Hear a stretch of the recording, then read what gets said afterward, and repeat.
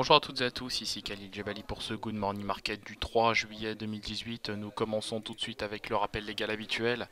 XTB France informe les participants que la présentation à venir et les informations qui vont être dispensées ne constituent pas en aucune manière une sollicitation ou incitation à acheter ou vendre des produits financiers.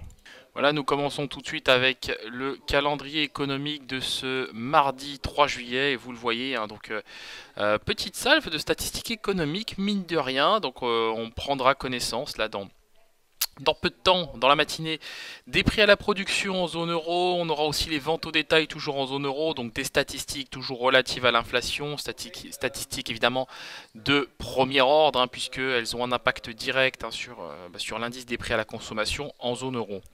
On prendra ensuite connaissance des commandes à l'industrie du mois de mai aux États-Unis, donc statistique attendue à 16 heures. Celle-ci aura un impact évidemment sur les indices américains et sur la paire euro-dollar. Dans le même temps, on prendra connaissance des commandes de biens durables du mois de mai, toujours aux États-Unis, donc à 16 heures évidemment. Donc statistique assez importante une fois de plus, évidemment elle aura aussi un impact sur les indices S&P 500, Dow Jones et euro-dollar. Au moment où je vous parle, on a des indices européens qui évoluent en territoire positif. Même son de cloche pour les futurs américains. On évolue aussi en territoire positif. Le S&P 500, au moment où je vous parle, évolue au-dessus des 2730. Même son de cloche pour le DAX 30, au-dessus des 12 300 points, c'est positif. Le CAC 40, lui, revient de loin et fluctue désormais autour des 5300 points. Donc tout ça est assez positif. Maintenant, on n'oublie pas que nous sommes à 3 jours de l'instauration de taxes américaines sur les produits chinois, je le rappelle. Donc on garde quand même cette data en arrière-plan. Alors évidemment, celle-ci est complètement pricée par le marché. Maintenant, la question c'est de savoir si les indices vont une nouvelle fois être pénalisés par toute cette toile de fond, ou si au contraire on va retrouver des couleurs. On commence tout de suite avec l'analyse de la paire euro-dollar et vous le voyez, donc on retrouve bien des couleurs sur cet actif, désormais au-dessus des 1,1640, c'est bien. Donc on fait notre objectif que nous étions donnés à 1,1675. Si on arrive à s'affranchir de ce niveau, pourquoi pas le seuil des 1,17 $ pour 1 euro. Voilà, pour moi c'est parfaitement faisable. Maintenant on a quand même un RSI en zone de survente, de surachat, pardon, donc attention, en cas de sortie de zone de surachat sur le RSI, eh bien l'euro-dollar pourrait clairement se replier, sans doute en direction des 1,1650. Sur le DAX 30, voilà, donc je le disais en introduction, on évolue au-dessus des 12 300 points, c'est plutôt positif sur le DAX 30. On regagne du terrain, donc on recoupe du terrain petit à petit, qui va piano va sano sur cet indice. On est porté par les moyennes mobiles à 25 et 100 périodes, on va sans doute assister dans quelques minutes à un croisement haussier des deux moyennes mobiles à 25 et 100 périodes, donc c'est positif. Dans le même temps, le RSI est stable sous sa zone de surachat, donc de mon point de vue, ça devrait être acheteur aujourd'hui sur le DAX 30 en direction des 12 340 points. Sur le gold, donc le gold qui forcément continue de perdre du terrain, on a touché un nouveau plus bas là, 1238,50. Bon, ça ne m'étonne pas vraiment évidemment, tout ça ne m'étonne pas vraiment. On regagne du terrain sur le gold péniblement en direction des 1246. Hier, j'ai vu qu'on n'a pas réussi à beaucoup se stabiliser autour des 1250 $ l'once. Donc en tout cas, au moment où je vous parle, j'ai un biais acheteur puisque la toile de fond est haussière. Je viserai pourquoi pas les 1246. Je me méfie quand même de ce RSI qui commence à plafonner sous sa zone de surachat. Attention en cas de repli, ça pourrait se voir ça pourrait clairement se répliquer sur les cotations. Mais en tout cas, à court terme, j'aurais pourquoi pas un biais acheteur en direction des 1246,36 sur le gold.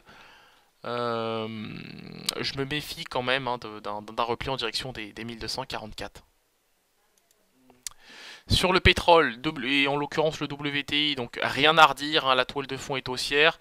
On a testé le niveau des 74,83 $ le baril.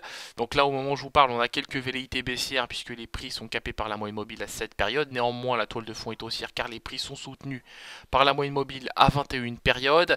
Donc effectivement, sur le WTI, on est proche des 75 $ le baril. Alors évidemment, on a une toile de fond qui est très positive, fondamentalement pour le pétrole, ça ne veut pas dire qu'elle est positive en elle-même.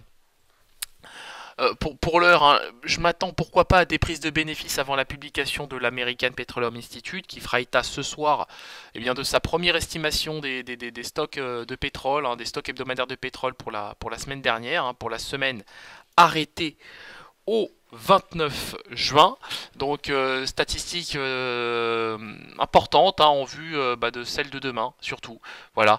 J'en profite, hein, pour ajouter que demain sera un jour férié aux États-Unis, hein, jour de l'indépendance. Donc les marchés américains clôtureront à 19 heures. En parlant des marchés américains, donc effectivement, je le disais à l'instant, ils fermeront ce jour à 19 heures car demain sera un jour férié aux États-Unis. Donc il faudra clairement s'attendre à peu de volume sur les indices. En tout cas pour l'heure, on a des prix qui sont soutenus par la moyenne mobile à 21 périodes. On évolue au-dessus des 2730 points, en direction des 2736. J'ai un biais acheteur sur l'indice S&P 500. Je pense qu'on n'a pas beaucoup de raisons de le shorter, hein, l'indice S&P 500. Pour moi, c'est acheteur en direction des 2736. Et pourquoi pas derrière en direction des 2740 points sur l'indice S&P 500. Voilà. Nous terminons avec le Bitcoin qui se stabilise bien. Alors après une superbe hausse, hein, de très belles factures d'ailleurs, hein, sur le Bitcoin. On a retrouvé le niveau des 6600 $, donc c'est bien. C'est parfait. Donc là, retour des acheteurs, hein, forte velléité acheteuse au moment où je vous parle, puisque les prix sont toujours soutenus par la moyenne mobile à 21 périodes. Je garde un pied aussi sur cet actif et je viserai pourquoi pas le seuil des 6700 $ pour un Bitcoin. Voilà, on se quitte sur cette note. On se retrouve évidemment ce jour à 15h15 pour notre séance de live trading. Donc on reprendra effectivement la séance d'hier. Alors on est complètement liquide, il y aura probablement des signaux de trading postés ce jour sur le site d'XTB et sur votre plateforme Xstation 5, donc soyez attentifs. J'ai rien d'autre à ajouter pour le moment, je vois que les indices évoluent toujours en territoire positif, donc c'est bien. De mon point de vue, c'est plutôt pas mal. Là, si les Américains arrivent tout à l'heure avec des beaux volumes acheteurs, nous pourrions très facilement retrouver le niveau des 12 340 points sur le DAX 30. Merci à vous et à tout à l'heure.